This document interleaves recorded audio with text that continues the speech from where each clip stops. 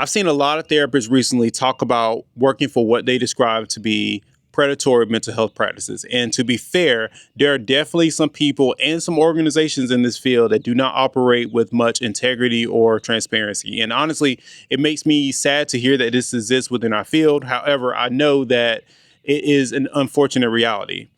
There, of course, are a lot of therapists and a lot of practices and organizations that are doing some really, really great work and are very transparent in the way they move. But I do know and have heard of many horror stories from both sides, from the practice side as well as from the therapist side. But here's the thing. If you are new to this field, one of the most important things that you can do is to find yourself a mentor or a clinical supervisor who has already navigated the spaces that you are interested in. So, of course, early on in your career, you may not always know what healthy work environments look like, what fair compensation structures are, or even what questions that you should be asking. So some of the advice that I often give my supervisees is this: pay attention to transparency.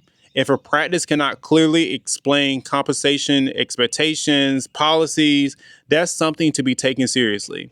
Ask questions about how the business actually works. Understanding the business side of therapy is part of protecting yourself professionally. And look for leaders who are willing to invest in you.